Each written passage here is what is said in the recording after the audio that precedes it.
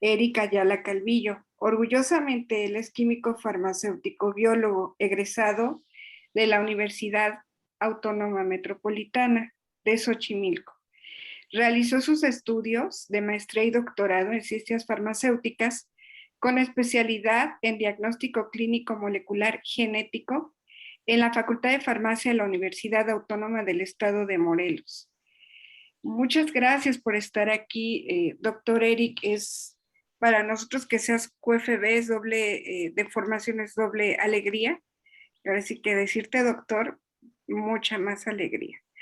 El doctor Eric realizó estancias de investigación en laboratorios del INER, el Instituto Nacional de Cancerología y el Centro de Investigación Príncipe Felipe en Valencia, España, durante sus estudios de licenciatura, maestría y doctorado, respectivamente. Es profesor de genética y genómica funcional desde 2007 en la Facultad de Farmacia de la Universidad del Estado de Morelos.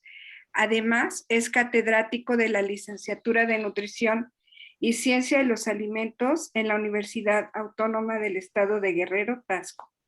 Asimismo, durante los últimos años participó como profesor de asignaturas de ciencias de la salud en distintas instituciones universitarias públicas y privadas del estado de Morelos y Guerrero. Por lo tanto, todo esto le da una experiencia docente de más de 13 años. Y brevemente ha sido ponente en distintos diplomados, simposios, congresos a nivel estatal, nacional e internacional. Ha sido miembro de comités de jurado y revisor de tesis y asesor en servicios sociales, nivel licenciatura y maestría. Autor de artículos de investigación y divulgación en revistas indexadas. Y ha participado en más de 50 eventos de actualización académica profesional y congresos, simposios, talleres y diplomados en el área de la medicina genómica con aplicación en la nutrición y la farmacéutica. Y es colaborador activo de la Asociación Mexicana de Diabetes en Morelos, Asociación Mexicana de Genética Humana y Asociación Mexicana de Nutriología. Realmente es para nosotros un placer tenerlo entre nosotros y nos va a ayudar con el tema de efecto de los nutrimentos en el tratamiento farmacológico del cáncer. Muchas gracias, Eric, por aceptar esta invitación y bueno, pues estamos muy, muy contentos de tenerte por aquí. Muchísimas gracias y es un gran honor. Pues antes que nada, agradecer a la maestra Sandra y también agradecer a la asociación por la consideración y la oportunidad. Y creo que esa es una oportunidad de poder presentar algo que creo es un área de enorme oportunidad y que en México ha quedado un poco vacío por el área médica, inclusive por el área de farmacéuticos e incluso el profesional que tendría que ejercer un poco más de un papel relevante, también creo que lo tiene que tomar y es el nutriólogo. Entonces, bueno, pues agradezco y iremos dando en unos 50 minutos un panorama desde las cosas más básicas hasta inclusive un poco de aplicación, pensando en cómo llegar a utilizarlo realmente en la práctica clínica. Yo soy muy académico, así que a veces me gusta presentar estas cuestiones muy básicas, por ejemplo, de medicamento. Sucede que la gente se cree experta en medicamentos porque recomienda medicamentos, porque compra medicamentos, inclusive porque llegas a prescribir un medicamento y dices, bueno, ¿qué más a contar, no? Pero si nos basamos en la norma oficial mexicana, me dice que un medicamento es una sustancia o mezcla de sustancias de origen natural, sintético y biotecnológico que va a tener un efecto terapéutico, preventivo, rehabilitatorio, presenta una forma farmacéutica. La misma definición de medicamento me lleva a generar algunos vacíos como, ¿y qué es una sustancia? ¿Qué es una forma farmacéutica? Entonces, muchas veces cuando uno habla de estos aspectos, se detiene a dar ciertas definiciones básicas. No me puedo dar el tiempo de dar tantas definiciones, así que hago algo más didáctico. Te comento que un medicamento pues, es el producto como se comercializa, claro, que se puede comercializar porque instancias reguladoras se lo permitieron, pero al fin y al cabo es un producto con un nombre comercial. En este caso, Ecotrin, que tiene una sustancia activa o fármaco, sería ácido acetilsalicílico, una forma farmacéutica, en este caso es un comprimido, una tableta, Y recordemos que inclusive hay varias formas farmacéuticas, así que no es lo mismo una tableta, una cápsula, un gel, un ungüento, una emulsión o una suspensión. Además de estos conceptos que son tan básicos en relación a los medicamentos, hay que recordar que también se van a aplicar o administrar de alguna manera y que no es lo mismo una vía oral a una tópica, a una intramuscular, a una inclusive intravenosa y que tienen todos una indicación terapéutica. Como te decía, parecía una paradoja decir esto es algo muy básico, pero ¿qué pasa cuando nos detenemos en un ejemplo muy emblemático como un medicamento de aspirina, ¿no? Sucede que puede generar estos errores de medicación o inclusive pequeños errores en el consumidor, como decir, bueno, pues sí, yo estoy consumiendo aspirina, pero pues es la cafeaspirina donde ya hay dos sustancias activas, ¿no? O estoy consumiendo aspirina FOR, pero la dosis es mucho más alta. O aspirina C, donde inclusive la formulación es diferente porque es un efervescente, entonces hay que ponerlo en agua y dejar que se disuelva. O inclusive la aspirina Protec, que me gusta comentar está hasta el final, porque recordemos que solamente tiene una quinta parte de la dosis original, y que su indicación terapéutica es completamente opuesta, sería un pues antiagregante antiplaquetario para enfermedades cardiovasculares. Si eso sucede con medicamentos, ¿qué pasa con fármacos? Y más, empiezo a direccionar hacia fármacos oncológicos, el metotrexato, ¿no? Habrá errores, los de área clínica sabrán, y sobre todo farmacéuticos hospitalarios, bueno, pues que hay varias presentaciones de él, ¿no? Si es en cuestión de vía oral o si es inyectable, inclusive el debate es si es genérico de marca, ¿no? O similar. Y al final, entonces, eso es lo que me llevaría a reflexionar sobre, tenemos que tener muy buenas bases, ¿no? De cuestiones básicas en relación a los medicamentos y a los fármacos. Y es por eso que quiero hacer una revisión de dónde salen los fármacos, inclusive en el área de cáncer. Es interesante eh, evidenciar que los fármacos han ido evolucionando o hay una nueva versión de fármacos en relación a la mejor comprensión de esta enfermedad, ¿no? Entonces, la misma norma oficial me decía que los fármacos son productos de origen natural. Tenemos oncológicos de origen, pues ahora sí que de plantas, ¿no? Pensemos aquí en la farmacognosia. Tendremos el ejemplo de la vida vincristina, que recordemos que, bueno, pues seguramente dentro de este organismo hay ciertos genes que codifican para enzimas que permiten una vía metabólica para generar este metabolitos secundario y bueno, pues es un potencial fármaco que se puede purificar.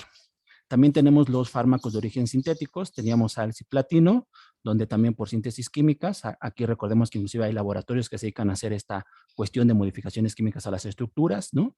Pues es un fármaco de origen semisintético, sintético de laboratorio, ya no de origen en natural, donde se va a purificar, e inclusive a los fármacos biotecnológicos como estos anticuerpos monoclonales, ¿no? Que recordemos que aquí la idea es, yo necesito un tipo de proteína terapéutica y entonces pues yo la podría llegar a purificar, a obtener haciendo ingeniería genética, es decir, tomando el gen de interés, metiéndola a un organismo que me permita fabricar o expresar este tipo de proteína terapéutica, ¿no?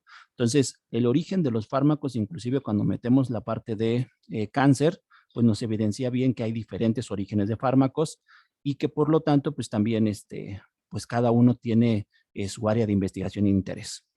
Además de la parte básica de dónde se sacan los fármacos oncológicos, también quisiera recordarte que son tantos que se tienen que clasificar, ¿no? Y si bien muchas veces se clasifican por la estructura química, también se pueden clasificar por los mecanismos de acción. Y entonces de esa manera tenemos aquellos citotóxicos como agentes alquilantes, donde estaría el cisplatino, que recordaremos que, bueno, pues intercala al ADN y ocasiona o resulta en un proceso apoptótico, es decir, en la muerte de la célula cancerígena, ¿no? Pero al fin y al cabo, se puede clasificar por su mecanismo de acción como un citotóxico, es decir, al final va a matar células que se estén dividiendo, que sí son las del cáncer, pero también hay otras células normales que están llegando a proliferar o dividirse, y de ahí tantos efectos secundarios, sobre todo en células altamente activas en cuanto a su ciclo celular, como las células epiteliales, ¿no? Del aparato gastrointestinal o del mismo cabello. Hay otros nuevos fármacos que se están pues postulando, ¿no? Que ya tienen algunos años, que serían estos de terapia dirigida. Un ejemplo son los inhibidores de tirosininasas, ¿sí? Donde aquí la idea ya no es por mecanismo de acción matar a una célula que se esté dividiendo, sin ubicar que en esa célula hay un tipo de vía de señalización alterada, otra vez seguramente un tipo de molécula alterada que va a ser el, el, el proteína que tenemos que bloquear con un tipo antagonista y estos inhibidores de tirosininasa pues serían eso, ¿no? Entonces ya vamos direccionando un poco más esa terapia. O los últimos que también por mecanismos de acción podríamos ubicarlo como anticuerpos monoclonales, donde vamos a bloquear algún tipo de receptor o molécula que esté sobreexpresada. Entonces, así se podrían clasificar ahora los fármacos oncológicos. ¿Es tan importante llegar a clasificarlos? Sí, ¿no? Inclusive el mismo Instituto de Cáncer en Estados Unidos, ¿no? Me llega a presentar algunas opciones terapéuticas y aquí podemos ver a los de quimioterapia clásicos, a los citotóxicos, a los de terapia dirigida, a los hormonales, ¿no? Y de ahí que, bueno, cuando uno va a artículos de revisión sobre estos diferentes oncológicos, podemos encontrar este tipo de artículos que me dice, bueno, ¿cuáles son esos oncológicos para la población infantil? Y si nos damos cuenta, ¿sí? De los citotóxicos, pues ya hay cada vez menos, ¿no? Que se están aprobando por la FDA, de los que ahora actualmente están, pues, mucho en el mercado o se están postulando mucho, pues son estas pequeñas moléculas que serían muchas veces terapia dirigida, ¿no? Estos inhibidores antagonistas. Inclusive darnos cuenta que los hormonales, bueno, pues también ahí están, es un porcentaje en el mercado que sería interesante. Cuando no hablamos de población infantil, sino nos vamos a la población en general, estos serían los más aprobados por la FDA y aquí nos damos cuenta que una vez más, estos que se están catalogando como terapia dirigida o inhibidores antagonistas, ¿no? De algunas vías alteradas, pues son de los que más están saliendo al mercado. Bien, esa es la parte básica que académicamente te quise mostrar, que la farmacéutica influye, ¿no? Y entonces, ¿de dónde salen estos fármacos, estos medicamentos, ¿no? Cómo hablar de ellos, cómo clasificarlos. Ahora voy a ir un poco a la farmacología pura y aquí recordamos dos fenómenos muy importantes que sería la farmacocinética y la farmacodinamia, ¿no? Un fenómeno que a veces olvidamos la alta relevancia que tiene. Me tengo específicamente con la farmacocinética, ¿no? Sabemos que estudia cómo se absorbe un fármaco, es decir, cómo llegar a la sangre, cómo se va a llegar a distribuir, cómo se va a metabolizar y cómo se va a eliminar. Pero algo que a veces olvidamos es que entenderlo tiene mucha relevancia. Por ejemplo, solamente tengo a metabolismo y si tuviéramos un fármaco como el tamoxifen que se metaboliza por las enzimas CYP450, pues diríamos que al final sufre un metabolismo de fase 1 y por lo tanto los metabolitos que van a resultar, pues seguramente se van a orinar. ¿No? No así, si ponemos otro ejemplo, por ejemplo, la aspirina, ácido acetil salicílico, que tiene metabolismo de fase 1 y de fase 2. Entonces, en ese metabolismo de fase 2, inclusive el fármaco se conjuga, ¿no? Ahí en fisicoquímica decimos un término llamado anfipático, y por lo tanto, la mayoría de los fármacos metabolizados por fase 2 se secretan. Entonces, podrá salir por secreción tipo semen, cerilla, lagañas, heces fecales, ¿no? Esta recirculación enterohepática. Esto es muy relevante porque de ahí podríamos entender por qué hay algunos fármacos que son contraindicados si es que hay disfunción renal o contraindicados a lo mejor si estamos en lactancia materna, ¿no?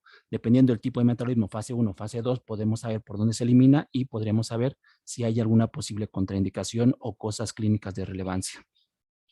Por otro lado, la otra parte de la farmacología pura, pues es la farmacodinamia, que me habla así el sitio de acción en donde está la patología. Aquí pensamos que tal vez yo tengo Parkinson, ¿no? Y yo consumo un fármaco vía oral, pero al final ese fármaco, ¿no? Tendría que llegar hacia las células del cerebro, específicamente dopaminérgicas, para tal vez estimular esa secreción de dopamina o funcionar como un agonista de dopamina.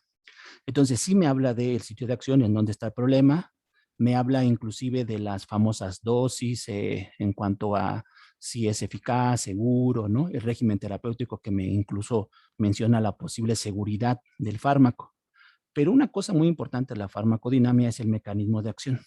Y aquí a veces hay que entender que la fisiopatología de una enfermedad, comprenderla bien, me permite saber por qué necesito ese fármaco, ¿no? Yo siempre menciono que tu cuerpo es perfecto y hace todo lo que tiene que hacer en el momento adecuado, eh, en la cantidad adecuada, ¿no? Pensemos en lo que se conoce como unión neuromuscular, la conexión entre cerebro y músculo esquelético. Si yo quisiera hacer un estímulo de contracción de mi mano, como la están viendo ahorita, ¿no? Lo estoy haciendo de forma correcta, ¿no? Entonces, seguramente desde mi cerebro sale una pequeña sustancia que a través de fibras nerviosas corre hasta llegar a receptores de músculo esquelético y da este mensaje. Y es ahí donde diríamos, a nivel muy básico, diríamos un estímulo, una respuesta, ¿no? Y por lo tanto, se hace todo de forma correcta.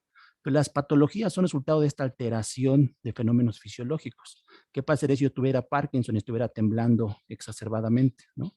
Entonces, seguramente esa unión neuromuscular está exacerbada, específicamente es la acetilcolina, y por lo tanto, dentro de farmacología tendríamos que poner un antagonista. Si fuera al revés, si yo tuviera parálisis y no tengo la capacidad de hacer unión neuromuscular, a lo mejor lo que yo necesito es esa molécula que vuelva a reactivar ese proceso de conexión. Y entonces hablaremos de fármacos agonistas que estimulen otra vez esta conexión, ¿no? Se oye muy simple, pero al final es muy relevante recordar que si pusiéramos la secreción gástrica del estómago, no es mala, ¿no? Cada vez que caen alimentos al estómago, tus células lo que hacen es secretar ese jugo gástrico en el momento adecuado, en la cantidad adecuada. Pero cuando no hay una fisiopatología, una enfermedad, entonces esto se hace exacerbadamente. Entonces ahí hablaríamos de antagonistas como es el omeprazol, que va a hacer es específicamente bloquear esa bomba de protones, o en su caso, veríamos a la ranitidina, que sería antagonista de la histamina, que es un neurotransmisor que funciona en la fase cefálica. Cuando tú piensas, cuando tú ves, cuando tú olfateas alimentos, y el mismo cerebro le está diciendo a la célula gástrica, a través de que la histamina se pega al receptor, que le diga a esta puerta que empiece a secretar jugo gástrico, ¿no? Entonces ahí es donde la farmacodinamia tiene sentido y entendemos que hay fármacos que tienen un mismo resultado terapéutico, pero con mecanismos, ¿no? O estrategias completamente distintas. Bien, muchas veces cuando se habla de fármacos se cuestiona esta parte de la eficacia o la seguridad, ¿no? Y pues hay que recordar que se postula que los estudios clínicos y preclínicos, pues al final vemos un resultado pues puesto en la balanza de costo-beneficio, ¿no? Si la gran mayoría de la población responde correctamente, bueno, pues tengo que sopesar a aquella población que no responda o tenga un efecto tóxico. Ante todo, recordemos que no hay que causar daño o que todo veneno es un fármaco y todo fármaco es un veneno y solamente depende de la dosis, ¿no? Hay terapias como el cáncer donde se sabe que casi el 80% de los fármacos no son los adecuados para esa población, ¿no? De ahí que una persona diría, bueno, pues entonces no sirven, no, no. Es que lo que no estamos viendo es por qué no responden esa 80% de personas correctamente a la terapia farmacológica en cáncer, ¿no? Habrá otras enfermedades como a lo mejor es la diabetes, donde el 60% sí responde bien a los diferentes hipoglucemiantes, hay un 40% que no responde y entonces hay la posible combinación de hipoglucemiantes, ¿no? Pero regresemos a esta parte de cáncer, ¿no? ¿Por qué habrá tanta ineficacia en cuanto a la población que sí responde correctamente? Y creo que ahí un profesional de la salud tiene que contemplar que estamos hablando de una persona que somete una dosis estándar, pero que no consume los mismos nutrientes, ni los mismos alimentos, ni tiene el mismo hábito alimenticio, ni tiene el mismo estado nutricional. Parecería chiste, pero es cierto, no es lo mismo que todos los días desayunes huevos con jamón, a que desayunes chilaquiles, o que consumas café, a que consumas leche, ¿no? Súmale de ahí que en México pues se da mucho esta de la medicina herbolaria, la famosa polifarmacia, ¿no? Si estoy consumiendo más fármacos, inclusive la edad, el sexo, alguna otra enfermedad y la misma genética. Yo, de hecho, me baso o me intereso en dos variables a por qué las personas no responden correctamente a una terapia farmacológica. Una de ellas podría ser la genética y la otra de ellas pues, precisamente son los alimentos o los nutrientes.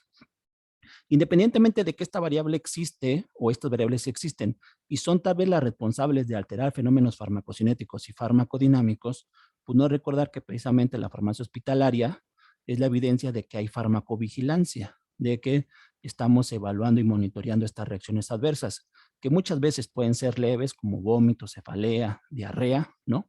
O aquellas muy severas, por ejemplo, la Asociación de Desarrollo de Cáncer, o el uso de anticonceptivos, pero bien sabemos que esas reacciones adversas, bueno, pues son algo azaroso, ¿no?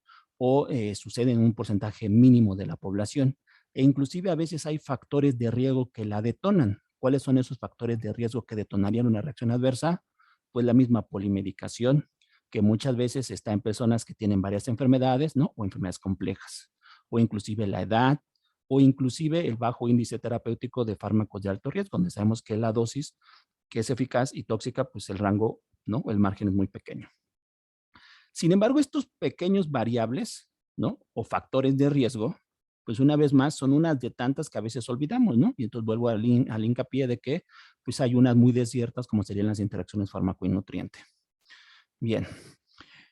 En la literatura uno se puede poner a buscar qué tantas reacciones adversas llegan a generar algunas familias farmacológicas. Este es un estudio en personas con diferente rango de edad y las reacciones adversas se presentan más en personas que consumen antiinflamatorios, analgésicos o antibacterianos. Una reflexión que uno tiene que hacer no es que sean los fármacos de mayor riesgo porque generen más reacciones adversas, ¿no?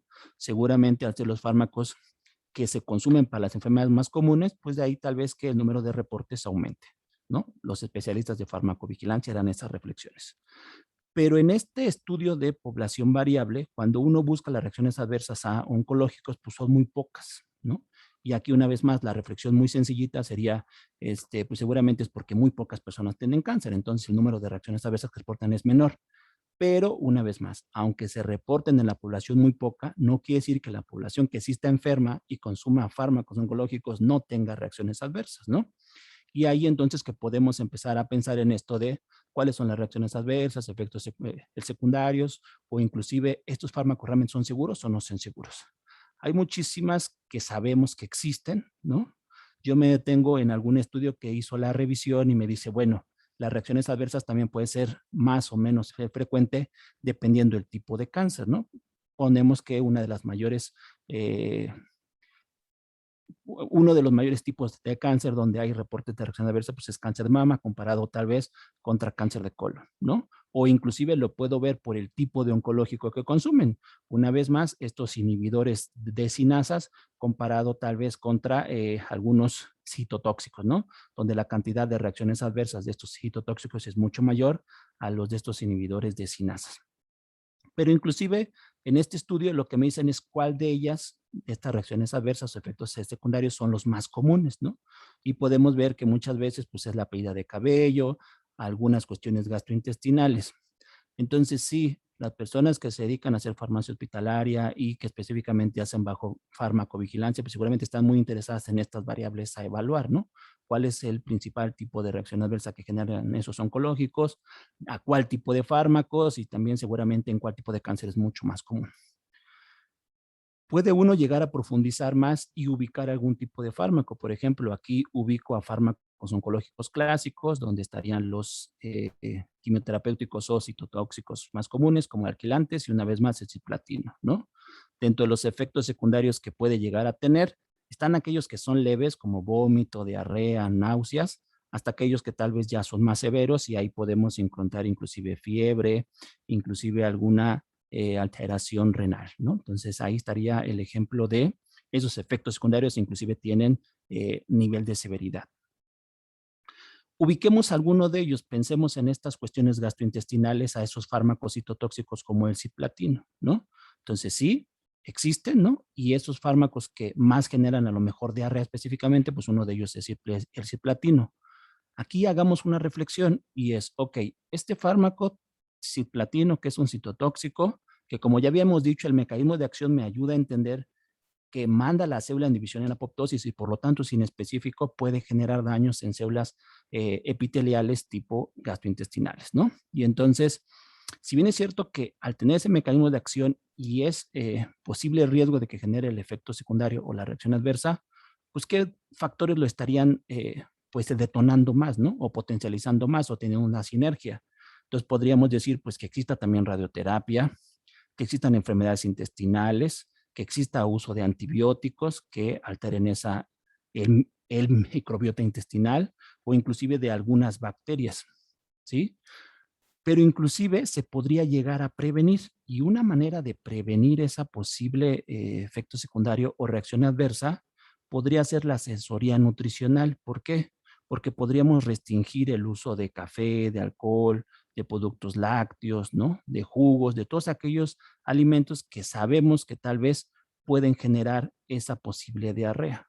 Inclusive hábitos alimenticios, ¿no? Como comer un poco más, en cuanto a porciones o esta cuestión que se habla mucho de diferentes tiempos, ¿no? En lugar de dejar tiempos largos en cuanto a la ingesta de alimentos.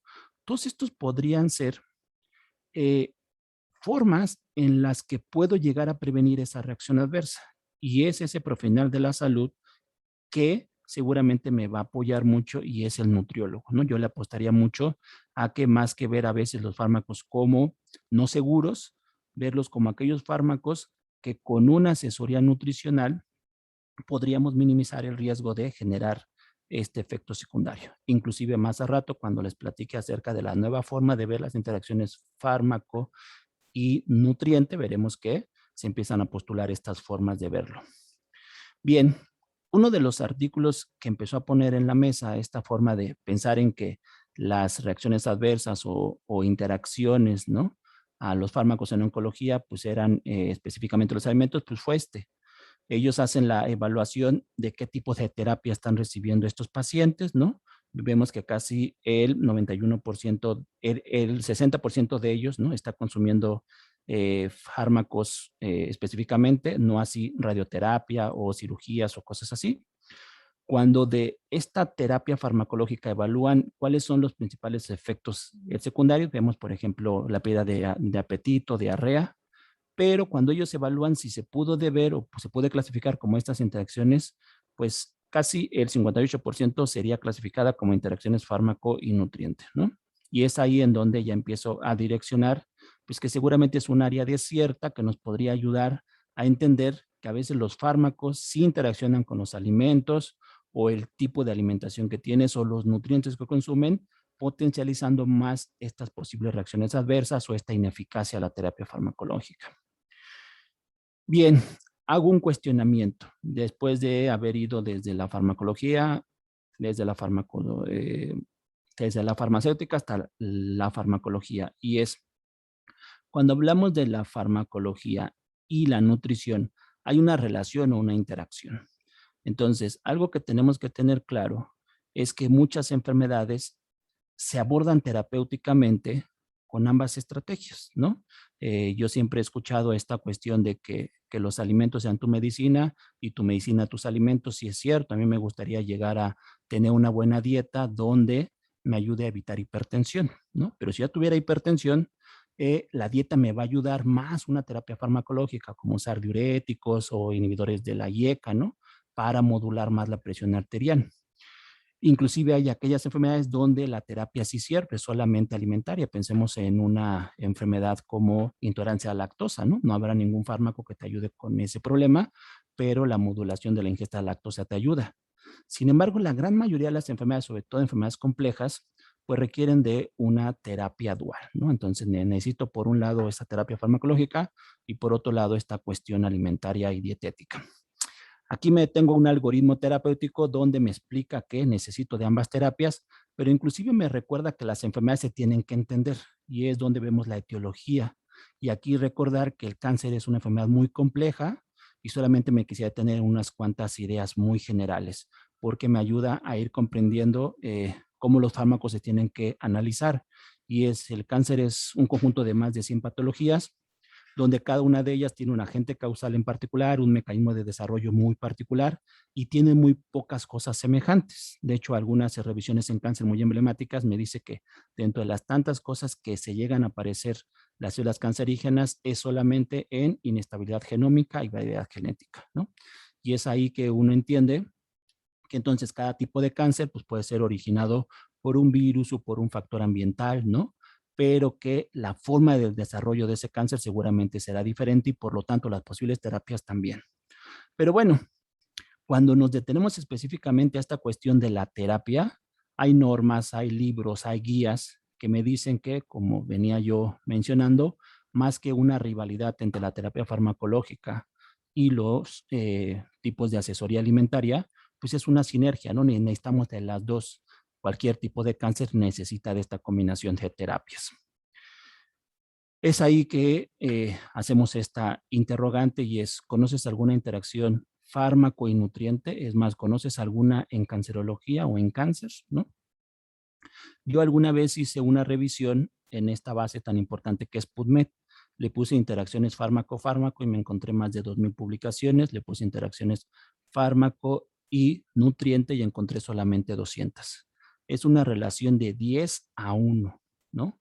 Quiere decir que el área médica está mucho más interesada, inclusive nosotros como farmacéuticos, mucho más interesados en las interacciones fármaco-fármaco que las interacciones fármaco y nutriente. Aquí yo tengo unas hipótesis personales. La número 1 es, tal vez había o hay muy poca evidencia científica o literatura acerca de interacciones fármaco y nutriente, porque el profesional en la salud que debería dedicarse a eso, pues no tiene un papel tan relevante en los hospitales. Y en este caso hablaría yo específicamente de los nutriólogos, ¿no? Eso no quiere decir que la carrera sea nueva. La Ibero o el mismo Politécnico tienen esta carrera hace más de 20, 25 años. Entonces siempre ha existido esta figura. Pero como tal, su incorporación al área clínica en los hospitales, pues ha sido nueva, así como también es la de los farmacéuticos, ¿no? En los últimos años, con la cuestión de las certificaciones de los hospitales, se requiere no un mayor número de médicos, sino un equipo multidisciplinario. Entonces es cuando empieza a cobrar más relevancia diferentes expertos, ¿no? Y ahí podríamos decir que tal vez no hay tanta literatura porque no existía ese profesional el cual se iba a encargar de identificarlas, clasificarlas, evaluarlas, ¿no? Estoy seguro que como en los últimos años ya se requiere y juega un papel más importante en el área clínica, en los hospitales, en los próximos años habrá más literatura. Entonces esa es una de las postulaciones que yo tengo. La otra de por qué hay tan poca evidencia o literatura de estas interacciones es porque al inicio se entendían mal y se clasificaban mal. Se decían interacciones alimento-medicamento. Y esto podría ser algo erróneo y dentro de un punto de vista muy simplista. ¿Por qué? Porque los alimentos tienen varios nutrientes, como te decía hace un momento, ¿no? No es tan solo decir, no lo consumas con leche, ¿no? ¿Qué habrá en la leche que está interaccionando con el fármaco? Y lo mismo pasa con los medicamentos, ¿no? Un medicamento puede tener dos o más fármacos, entonces, ¿cuál es realmente la molécula fármaco que está generando esta interacción? Pero por muchos años se vio así esta definición. Entonces, de ahí que yo creo que son los dos motivos por el cual la literatura era tan poca o es tan poca, ¿no? Sin embargo, ¿qué se permitió con esta definición un poco errónea y con esta forma de ver las cosas? Bueno, se permitieron cosas funcionales y prácticas, como es generar listas de aquellos tipos de fármacos, estos específicamente en cáncer, que se podían consumir o no con alimentos, ¿no? Y sobre todo para el área de enfermería, que muchas veces es la parte operativa que está más en contacto y directamente con el paciente, pues era muy útil porque ella podría de esta manera apoyar al paciente a decirle, esto sí lo puede consumir con tus alimentos y estos no, ¿vale? Pero hay muchísimos oncológicos. ¿Qué pasaría si hay alguno que no se pueda consumir, ¿no? O que no esté en esta lista? Entonces, bueno, pues la enfermera tendría que ir a preguntarle al médico, al farmacéutico o al nutriólogo, oiga, ¿lo va a poder consumir o no? Recordemos que inclusive hay fármacos que aún no se conoce muy bien si se pueden consumir con alimentos, ¿no? Dentro de esta gran generalidad que les decía hace rato, que pues un alimento es algo muy abstracto, ¿no? Pueden ser chilaquiles o pueden ser huevos o puede ser un café o puede ser un jugo, ¿no? Entonces algo muy abstracto, pero ¿qué pasa con esta cuestión de que inclusive hay algunos que se sabe que claramente no se pueden consumir? Uno de los artículos que empezó a poner en la mesa esta visión errónea de verlos fue este. Ellos hicieron el listado de las principales interacciones en relación al tipo de bebida o alimento que consumías. El que generaba más estas interacciones serían los lácteos, ¿no? Específicamente, casi el 56% de todos los fármacos que se consumían con este producto, pues generaban algún tipo de interacción o ineficacia. Alguien dirá, pues qué interesante, ¿no? Voy a advertir a mi paciente que no consuma fármacos con leche. Pero uno que casi no se ve o que no genera tantas interacciones es el jugo de toronja, ¿no? Si lo ven, menos del 2% de las interacciones es que si el paciente lo consume con toronja. Pero como te decía, es algo muy abstracto. Si nos vamos a la clasificación de enfermedades de la Organización Mundial de la Salud y pensamos en que hay fármacos entonces para enfermedades infecciosas aquí o fármacos oncológicos, la reflexión sería esta, ¿no?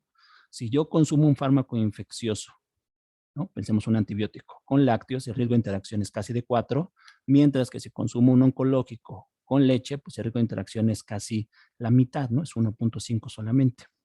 Entonces, no es una lista de aquellos alimentos o bebidas que estén prohibidas consumir con los fármacos, sino es qué tipo de fármaco consumes y cuál es el tipo de bebida o alimento con el que lo vas a consumir. Inclusive cuando nos íbamos a aquel que era casi imperceptible el número de interacciones, que era la toronja, cuando lo evaluamos con fármacos oncológicos, pues es altamente relevante, mucho más que la leche, ¿no? Entonces, de ahí entonces que necesitamos hacer esta búsqueda de cuál es el tipo de bebida o alimento con el cual lo va a consumir el paciente para saber si se puede hacer o no se puede hacer. Aquí pongo un pequeño ejercicio, ¿no? de algo que se ve en la vida laboral y práctica. Me lo comentaron. Muchas veces se puede llegar a utilizar ciertos fármacos, ¿no? Que se pueden llegar a pulverizar o no como tableta, pensando en las unidades de dosis unitaria específicamente, ¿no?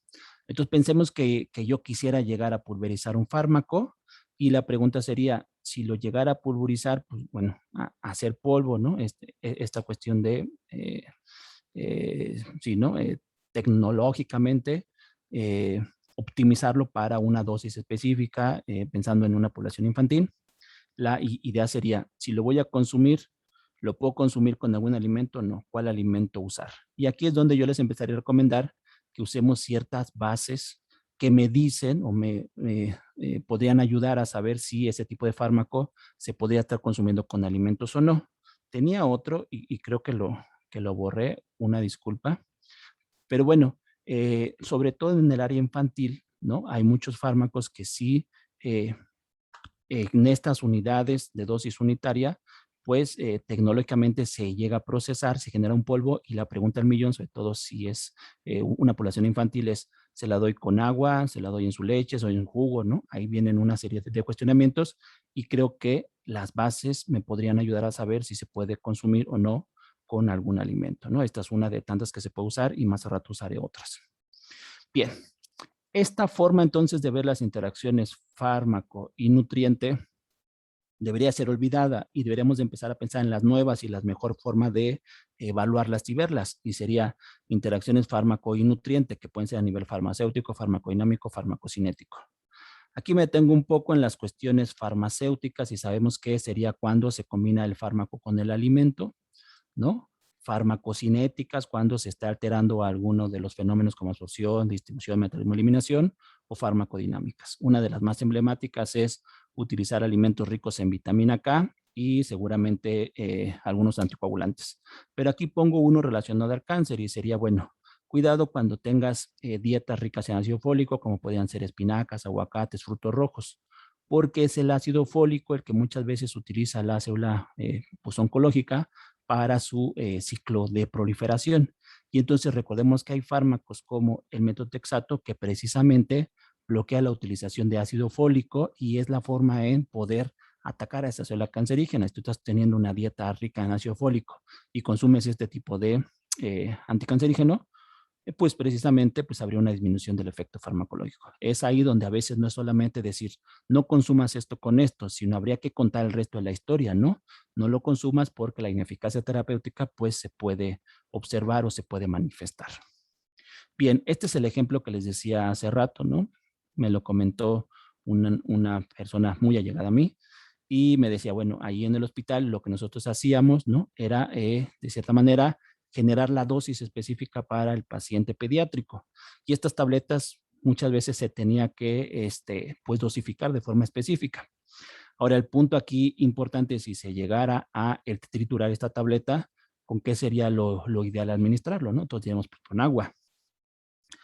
Pero algo muy simple que uno puede recordar es que los mismos fármacos tienen algo llamado constante de ionización o su famoso pK.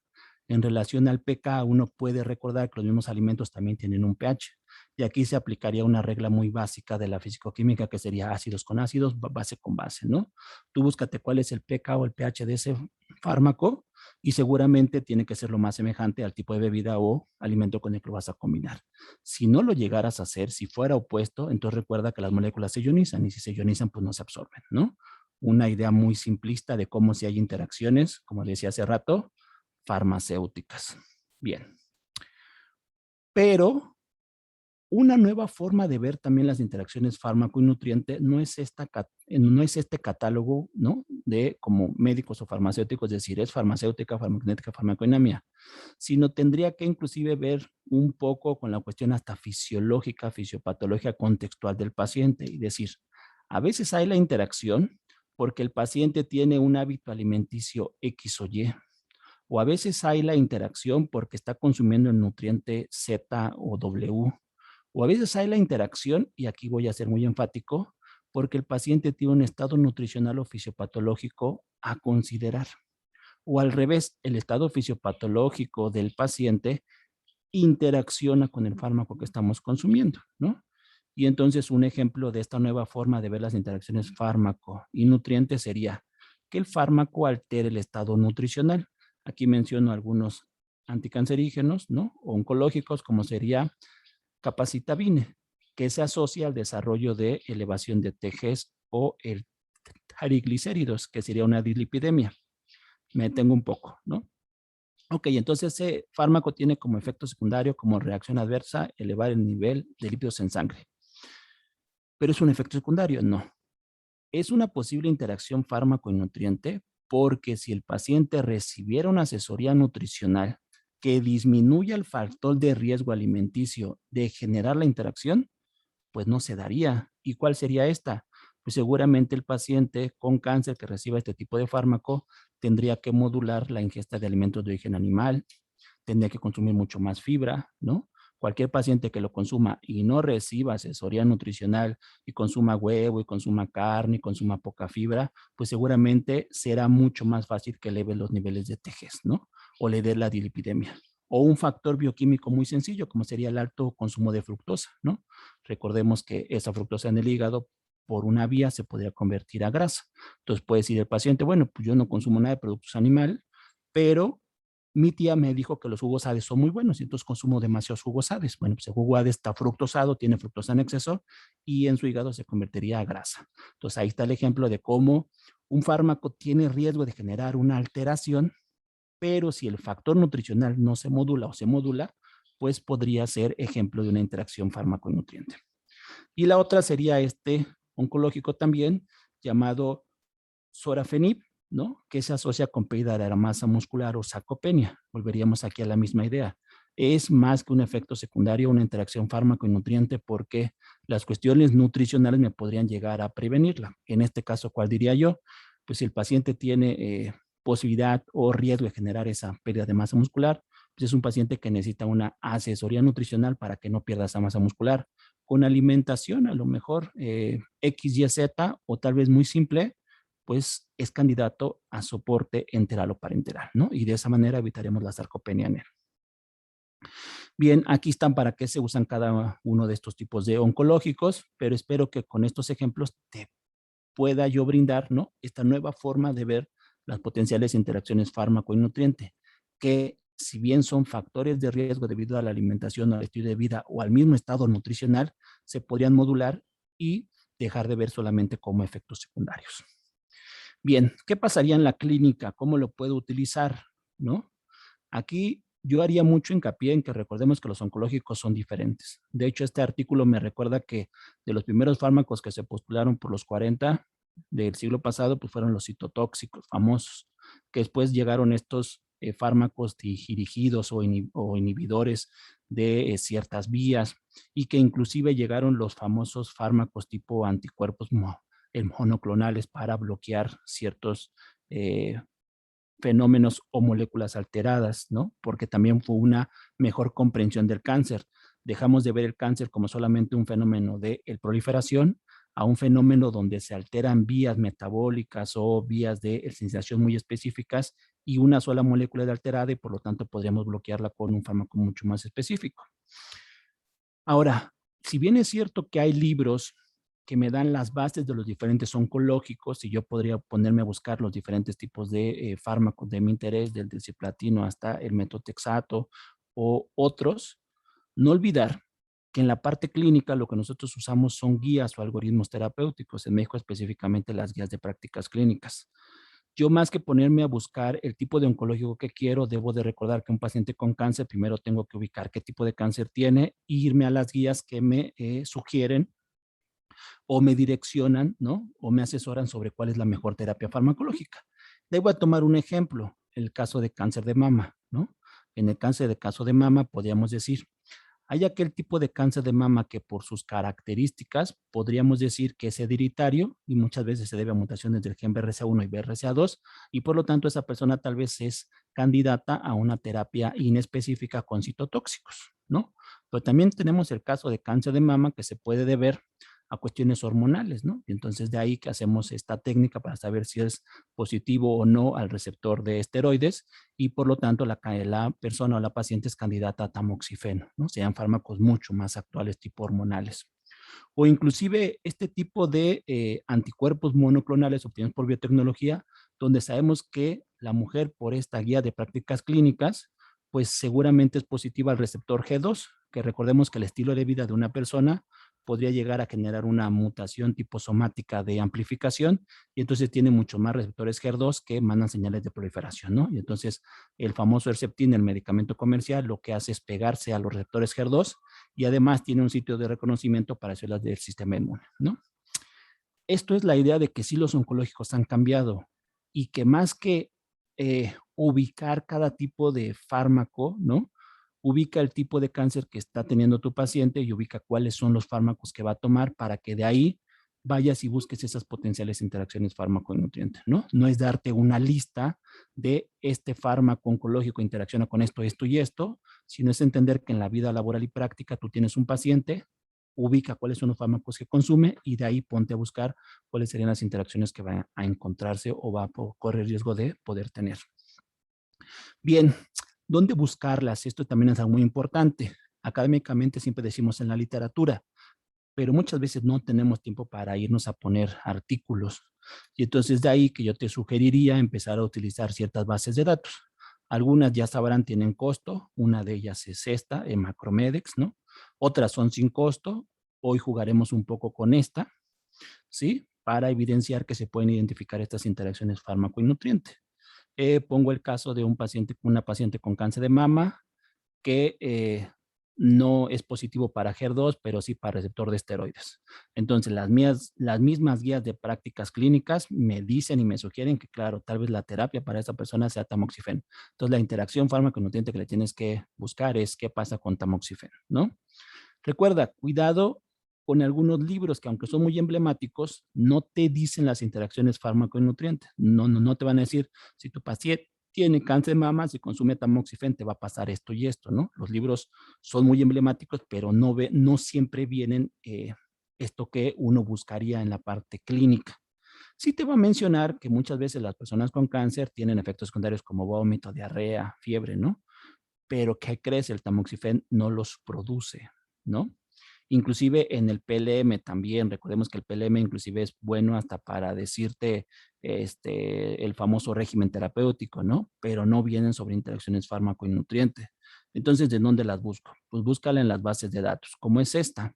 Tiene una barra de búsqueda, ahí le pones el término tamoxifen, te aparece este apartadito, ubicas interacciones entre alcohol y comida, le das clic, y aquí te voy a mencionar dos, ¿no? Inclusive estas dos que te la voy a mencionar, el reto sería, ubícala como interacción fármaco y nutriente a nivel farmacéutico, farmacocinético, farmacodinámico, ubícala como si el fármaco altera el estado nutricional o el estado es el que altera la eficacia del fármaco.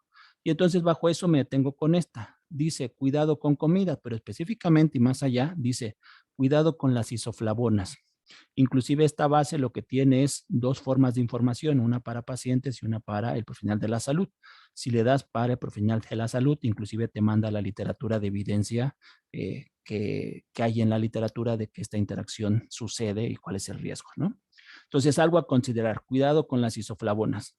Aquí muchas veces sucede que las personas tenemos esta idea de que las isoflavonas pertenecen a alimentos funcionales. Sí es cierto, las isoflavonas ayudan muchas veces por su efecto fitoquímico, ¿no? Para la prevención de algunas enfermedades. Pero lo que estamos olvidando es que cada cáncer es diferente. Y en esta paciente era positiva para receptor de esteroides. Entonces, por lo tanto, necesita tamoxifeno. ¿Y qué sucede con las isoflavonas? Que tienen una estructura química muy parecida al mismo tamoxifeno o al receptor de esteroides. Y entonces de ahí que la idea es que se bloquea el fenómeno farmacodinámico, es decir, está siendo antagonista de la posible terapia para esta persona, ¿no? El aumento de crecimiento tumoral se va a ver precisamente por la ineficacia terapéutica, siendo que las isoflavonas son antagonistas del tamoxifeno. Y no solamente te dije, No consumas soya cuando consumes tamoxifén, sino contamos una historia completa. Decimos por qué no. No porque se bloquea el mecanismo de acción, no porque la teníamos que catalogar como interacción fármaco y nutriente, y no porque el resultado final sería ineficacia terapéutica. Y creo que ese ejercicio es el que se tiene que hacer, ¿no? Y muchas veces queda muy vaga. Se quisiera una lista rápida y sencilla donde me digas qué no hacer, ¿no? Pero no hay una lista mágica, ¿no? Cada paciente a consumir cada fármaco tenemos que ir a buscar qué sucedería y además contar la historia completa. Bien. El otro ejemplo que me marca sería el mismo tamoxifén tendría posibilidad de generar disfunción hepática. Y aquí es donde podríamos reflexionar un poco. ¿Qué pasaría si esa mujer que va a consumir tamoxifeno empieza a consumir productos herbolarios?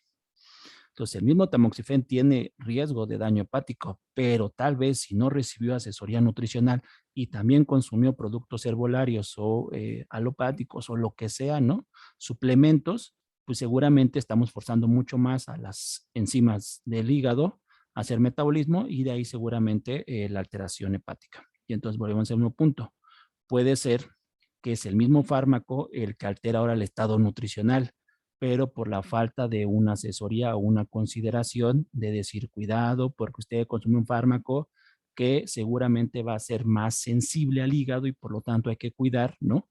El tipo de alimentos que usted consume. Pongo un ejemplo. ¿Qué pasaría si forzamos eh, al hígado consumiendo una alimentación rica en proteínas? Recordemos que los aminoácidos se van a metabolizar y quien los metaboliza pues es entre el hígado y el riñón, ¿no? Entonces estaría de más consumir en exceso esto porque pues, seguramente sería el factor causal de potencializar más aún el daño hepático.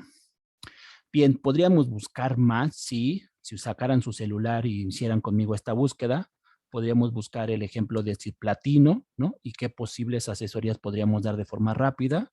Esta sería más o menos la idea. Pones en la barra cisplatino, ubicas interacciones fármaco, ¿sí? Luego le das específicamente a, quiero saber cuántas existen, inclusive a esta una idea importante, ¿no?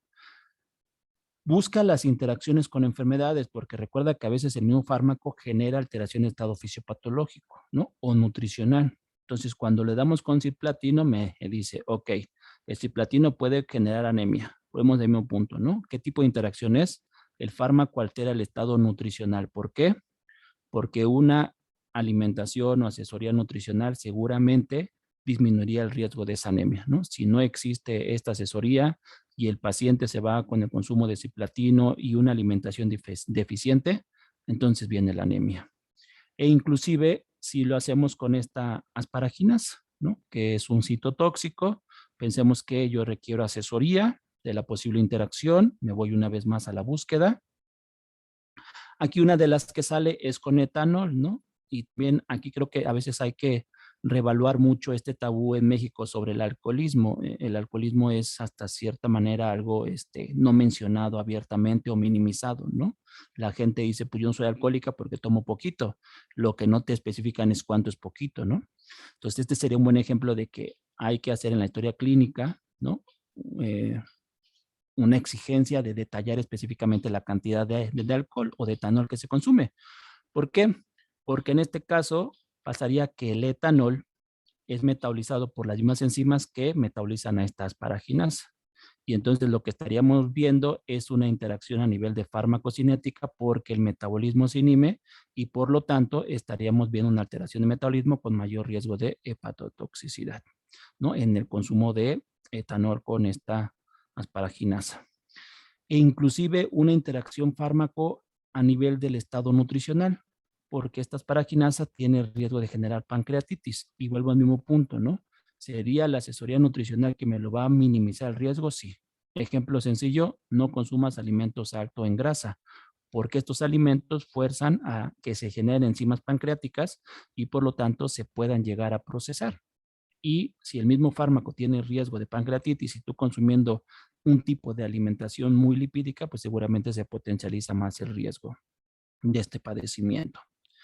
Y bueno, por último, y espero no haberme tardado mucho, ¿no? Aquí pongo un caso clínico un poco más complejo, pero me detengo con dos fármacos, ¿sí? Carboplatino y Paclitexel, ¿sí? La idea sería, de estos dos fármacos, si me tengo solamente en este, ¿cómo poder evaluar una interacción fármaco y nutriente? Por ejemplo, con la vitamina tipo niacina o con el aminoácido fenilalanina, ¿no? Y la base de datos que veníamos utilizando ya no va a ser tan útil, tendríamos que usar otras. Un ejemplo, si yo utilizara esta base de datos y le doy clic a las interacciones, ubico, por ejemplo, aquí a la fenilalanina, que es esta de aquí, ¿sí? Y ubico a lo mejor a la niacina, que es esta de aquí, ¿no? Y el tipo de interacción va a ser completamente diferente. Por ejemplo, en el de la niacina, de forma muy general, diría, cuando tú estás consumiendo este cisplatino combinado con la niacina, los niveles de la niacina disminuyen sustancialmente. Pero si tú estás consumiendo ese cisplatino con la fenilalanina, el riesgo de citotoxicidad aumenta, ¿no? Entonces, como una vez más, las interacciones no solamente es una lista de prohibiciones, sino es la necesidad y el reto de saber qué sucede cuando hay la combinación de un fármaco con un nutriente o un estilo de vida.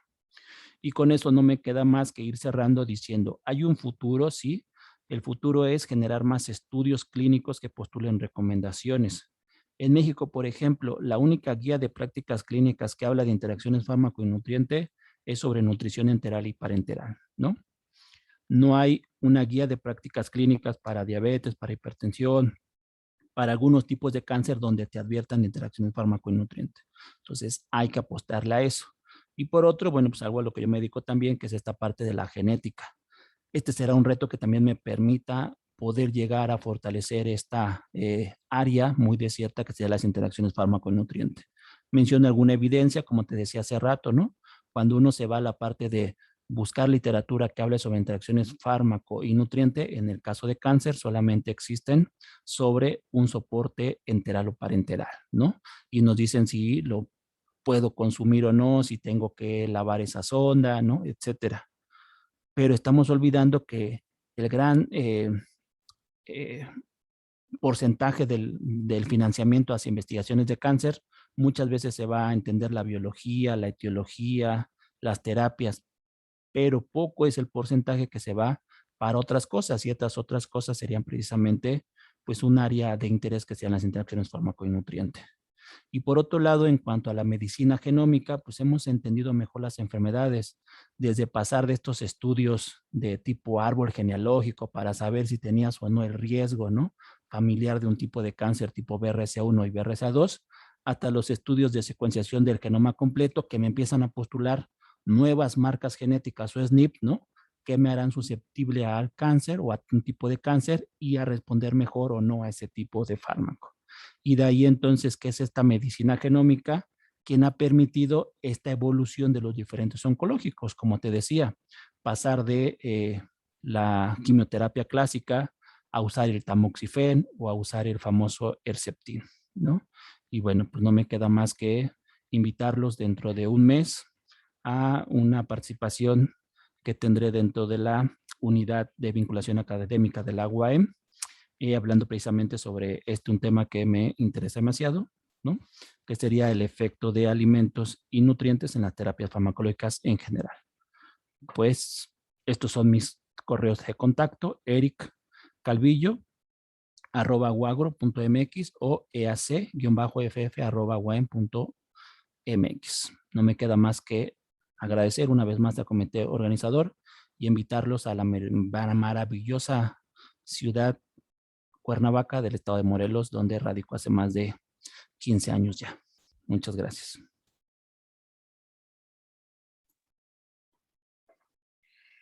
Ay, doctor Eric, muchísimas gracias. Espero que a mis colegas, sobre todo los que están en farmacia clínica, yo creo que les ha servido mucho el escucharte.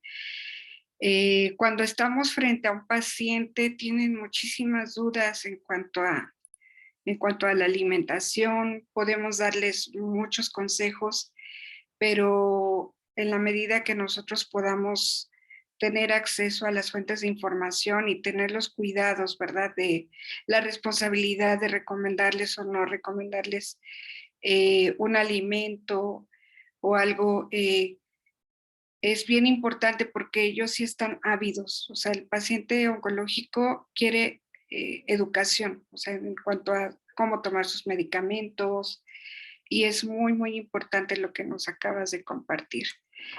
Marco Rivera tiene una pregunta, por favor, o un comentario. Sí, muchas gracias. Doctor, muy interesante su plática, la verdad, muy, muy impresionante todo lo que platicaba. Yo no soy químico, yo soy nutriólogo clínico, y tengo una especialidad en oncología, y esta parte de la interacción de nutrientes y fármacos, pues como comentan, es muy, el paciente oncológico siempre está muy ávido de conocimiento, sobre todo en la parte nutricional, y muy mal informado, ¿no? Y a nosotros, pues de alguna manera te enseñan. Yo abordo mucho la parte de desnutrición del paciente oncológico, que es mi principal objetivo, evitarla, pero pues ya me pierdo mucho en la parte de interacciones con fármacos. Entonces, digo, todos estos métodos para poder hacer búsquedas de interacciones entre un fármaco oncológico y algún nutrimento, pues está muy interesante. Entonces, aquí mi pregunta es, si yo quiero buscar, por ejemplo, ahorita lo que comentó de la toronja, ¿no? Si yo quiero buscar los efectos o las interacciones que puede tener la toronja con algún fármaco oncológico, en teoría tengo que buscar por fármaco y ver qué interacciones tiene con algún nutrimento, así específicamente. Sí, y qué bueno que comentas eso porque precisamente sucede mucho en la parte de tu área, ¿no? Se piensa que el gran papel que van a jugar solamente es prevenir esta desnutrición o sarcopenias, o inclusive ayudar a modular de ciertamente esta diarrea, vómito, ¿no? O qué tipo de alimentación para cuando estamos en estas alteraciones gastrointestinales. Pero hay un reto mucho mayor, ¿no? Y pasaría, ¿qué sucede si yo tengo que asesorar al paciente si consumir jugo ADES o no, ¿no? Alguien diría, pues es que el jugo ADES es bueno, ¿no? Tiene vitaminas, está bla, bla, bla, ¿no? Pero sí, la pregunta sería, si hay algún tipo de fármaco que pueda generar riesgo de dislipidemias, pues el jugo ADES fructosado pues no sería lo ideal, porque como dijimos, potenciaría ese efecto de interacción, ¿no? Donde sería el fármaco altera el estado nutricional. Entonces sí, eh, hay un gran reto que tienen ustedes por cumplir, ¿no? Dentro de esta área de interacciones, en colaboración, claro, siempre con la misma enfermera, que a veces es el contacto directo con los farmacéuticos, con los médicos, ¿no? Con todo un equipo multidisciplinario, pero pues sí, ahora sí que yo les echaría la bolita a ustedes. Y luego en la parte de hacer las búsquedas, sí, muchas veces me han dicho, oye, Seri, pero es que una lista, ¿no? No hay una lista mágica, ¿no? Tienes que irte a buscar el fármaco que tu paciente consuma y de ahí empezar a pensar, punto número uno, ¿lo puede consumir con alimentos, sí o no? Palito, okay, palomita, ¿no? ¿Qué tipo de nutriente puede llegar a interaccionar? ¿Qué tipo de producto herbolario puede llegar a interaccionar, ¿no? ¿Qué tipo de hábito puede llegar a interaccionar? Y de ahí que tú podrías darles estas asesorías para evitar precisamente las interacciones. Ok, sí, yo creo que a lo mejor me iría como que en los fármacos más utilizados, que casi siempre lo que más hay es cáncer de mama, por ejemplo, ¿no? Entonces, pues te vas a los de cáncer de mama, los que más se utilicen, y empiezas a hacer como tu listado, ¿no? Ok, no, pues muy interesante, y me gustó mucho esa, le voy a echar un ojo al rato a esa página que me pasó para verla, empezar a relacionarme con ella. Y hay dos, ¿eh? Puse dos, pero pues hay bastantes, ¿no? El punto es empezar a jugar con ellas, así como jugamos con el celular y descubrimos qué tanto hace el WhatsApp, lo mismo con estas páginas, ¿no? Entre más uno se meta, te descubre más cosas. Sí, claro. Muchísimas gracias, doctor. No de nada. Doctor Eric, nos preguntan en el Facebook si podrías volver a poner la invitación de tu charla, que la de, Sí, claro. para que la vean. Gracias. Es el martes 26 de octubre a las 16 horas. ¿Por qué página va a ser? ¿Por la de la universidad o la tuya? Sí, es vinculación académica. Ellos lo van a pasar por Facebook Live. Ok, perfecto. Aquí tenemos una pregunta de Consuelo Garcés. ¿Consideran que el nutriólogo debería prescribir, pero prescribir qué ¿a qué te refieres, Consuelo? O si quieres levantarlo. Como el suplemento a lo mejor, ¿no? Fármacos, no, yo creo que, bueno, no sé qué nos quieren dar. No, y bueno, también sabemos que dentro del esquema, ¿no? En regulación, el único que puede llegar a prescribir pues, es el médico, ¿no? Eso no implica que no dentro de los comités de terapéuticas, por ejemplo, los hospitales cada vez más fortalecidos, ¿no? Este equipo multidisciplinario pues tiene voz y voto, ¿no? Y podría ser ahí el nutriólogo que diga, su prescripción fue esto, pero no consideramos que este alimento, esta dieta, ¿no? Está quedando esa interacción, o el mismo farmacéutico, ¿no? Oye, la combinación con este otro fármaco, pues cuidado, ¿no? Entonces creo que no es como tal que se puede llegar a prescribir por varios profesionales, ¿no? Sino cada uno cumplamos nuestro rol y colaboremos para una mejor terapia en el paciente.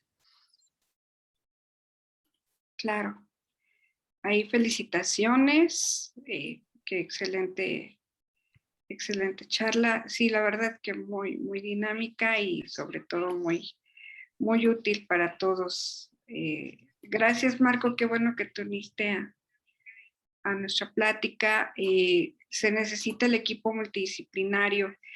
Hay un modelo bueno, donde yo estuve trabajando por mucho tiempo, sobre todo el paciente trasplantado, que participábamos el equipo farmacéutico, médico, enfermería, obviamente, los nutriólogos, psicólogos. O sea, mientras más profesionales estemos al cuidado del paciente, los resultados se van a ver mucho mejor. Y bueno, entre educación al paciente, entre todos los profesionales, en la sesión previa al proceso de trasplante que se iba a someter el paciente y su familia siempre tenía que estar presente, era muy enriquecedor, o sigue siendo muy enriquecedor en ese hospital la labor en equipo, y lo que uno no veía, lo veía el otro profesional, ¿no? Sí. Un ejemplo que te quiero comentar es esta parte de a veces las interacciones más comunes, ¿no? Que se llegan a volver hasta famosas y es la toronja, ¿no? La toronja, ¿no? La toronja. Pero seamos reales, en México no consumimos tanta toronja, ¿no? Pero ahí es donde yo regresaría a la parte de hace falta investigación, hace falta estudios y hace falta que cada quien cumpla su rol. Sería el nutriólogo por sus bases académicas quien diría, pues en México no consumimos tanta toronja, pero la molécula implicada en la interacción está también en el limón o en la naranja o en qué otro producto está esa molécula que realmente interacciona, ¿no? Y es ahí donde creo que pues ligo y uno estas dos ideas, ¿no? Hace falta estudios, ¿no? Donde estudiantes de licenciatura, maestría, doctorado se pongan a hacer, ¿no? Investigación sobre interacciones fármaco y nutriente, se genere esa evidencia científica y luego también que cada quien cumpla su rol. Yo como farmacéutico difícilmente me voy a poner a buscar en qué tipo de alimentos está la misma isoflavona de la toronja, ¿no? Pero sí es el nutriólogo el que podría hacer esto, ¿no?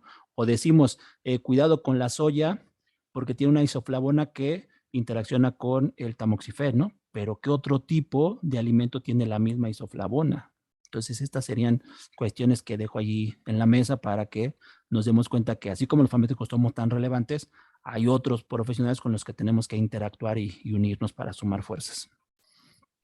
Yo no conozco la naranja de Sevilla, pero por ahí en alguna ocasión me encontré justo una interacción de uno de los medicamentos que tomaba uno de nuestros pacientes. Y sí, justo se debía a un componente que no todas las naranjas tienen. Y justamente la paciente sí, que no era de México, sí conocía esas naranjas y sí las tomaba. Entonces fue chistoso porque yo le dije, pues me muestras una después porque yo no sé la diferencia entre una naranja normal. Para mí todas las naranjas son iguales, ¿no? Entonces fue curiosa esa anécdota. Nos está viendo desde Perú. Muchas gracias. Te mandan saludos, doctor. Muchas gracias. Felicitaciones. Y te dicen que llevas la escuela de la doctora Leti Maya. No tengo el gusto, pero muy bien. Hay alguien de por ahí de Morelos que te está viendo también. Gema, Emma, Entonces, no sé si haya otra duda en el chat, por favor, pueden preguntar. Aprovechen al doctor, porque definitivamente el hacer equipo entre farmacéuticos y nutriólogos sería genial en los hospitales, ¿no?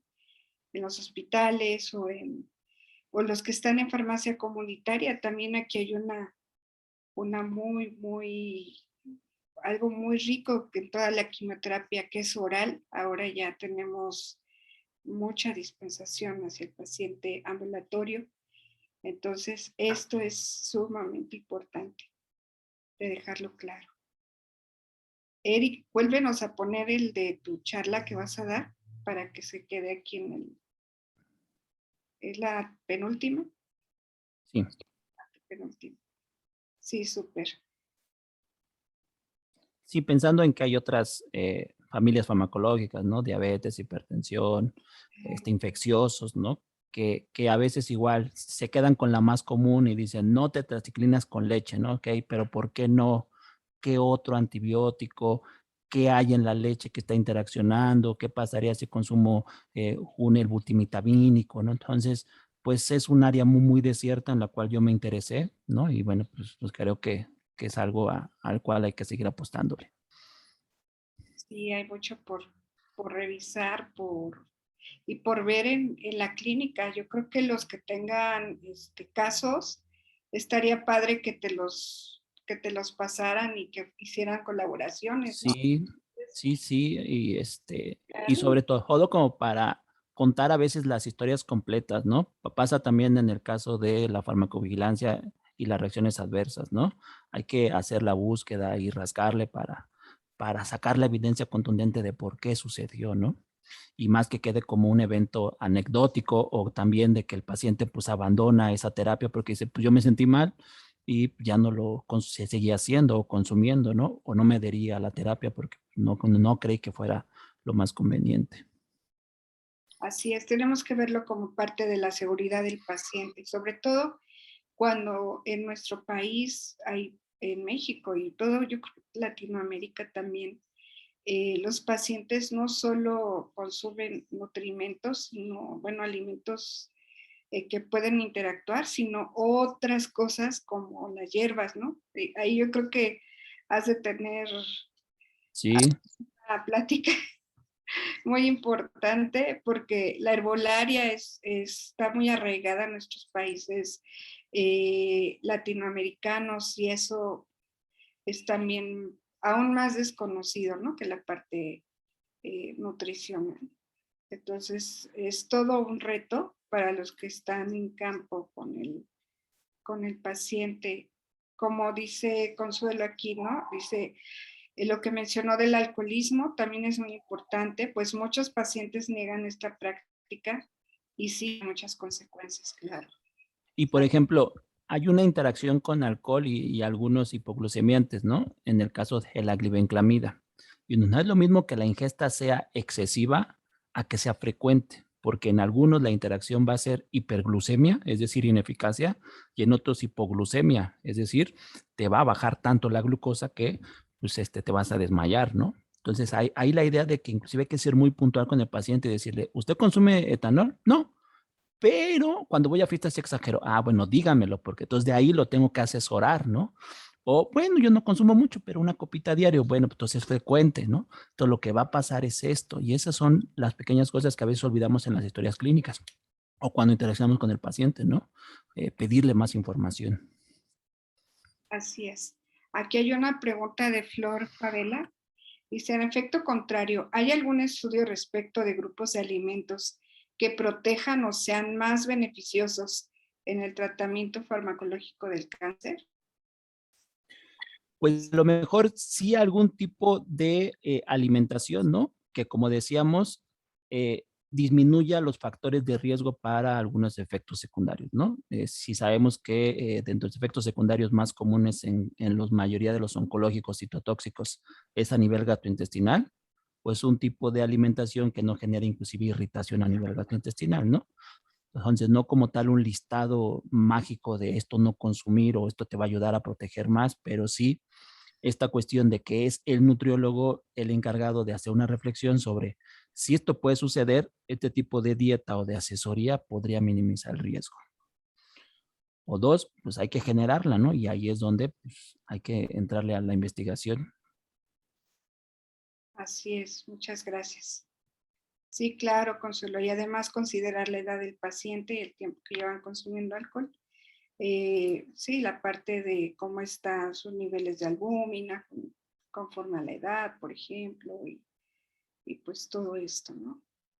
No sé si hay alguna o algún comentario final que nos quieras dar, un consejo para los farmacéuticos que están cerca de pacientes y los nutriólogos que nos están escuchando, pues como que falta, bueno, ya existe los comités o bueno, los grupos como el SINC, el curso SINC, que promueve el trabajo multidisciplinario de los farmacéuticos, de los médicos, de los nutriólogos, pero sí, en torno al paciente con cáncer, pues sí hay como que pocos grupos de trabajo, al menos que yo sepa.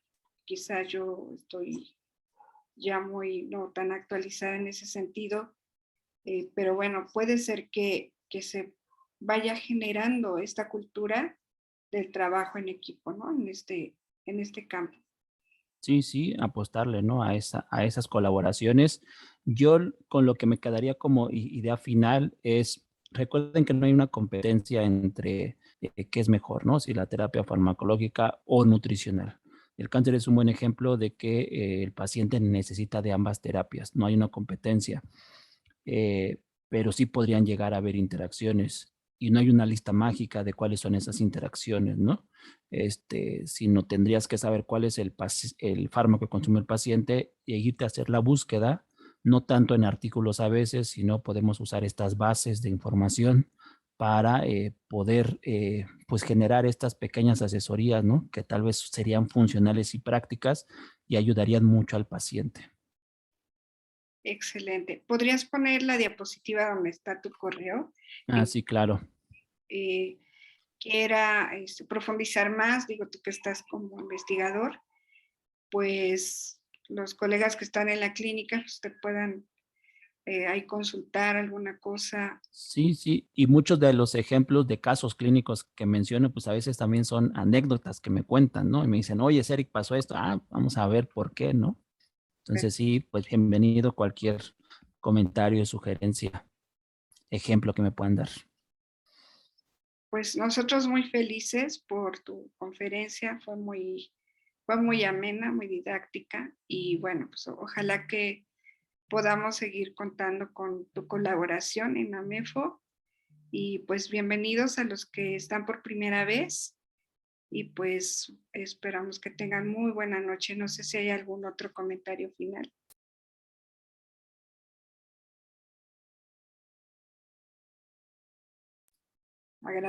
Te agradecen todos aquí en la sala tu muy buena ponencia. Pues a nombre de la Asociación Mexicana de Farmacéuticos en Oncología y Hematología, no nos queda más que agradecer tu muy buena experiencia. Te tienes muchas felicitaciones por acá. Y muchísimas gracias, doctor Eric. Te A deseo, ustedes, muchas gracias. qué barbaridad. Por acá dices que te motivaste a varios de nuestros colegas a seguir estudiando. Pues muchas gracias, muchas gracias a todos y nos vemos en 2 semanas para hablar sobre diagnóstico. Hay algo, nos van a hablar sobre el diagnóstico en cáncer. Entonces también para aprender a leer esas notas clínicas que de repente se nos hace difícil, de patología. Gracias, Liz. Sí, vamos a hablar de patología en el cáncer. Pues muchas gracias a todos y esperemos que tengan muy buena noche, que descansen para seguir trabajando por sus pacientes. Hasta Gracias. luego, saludos. Hasta luego. Bonita noche. Hasta luego, muchas gracias. Gracias.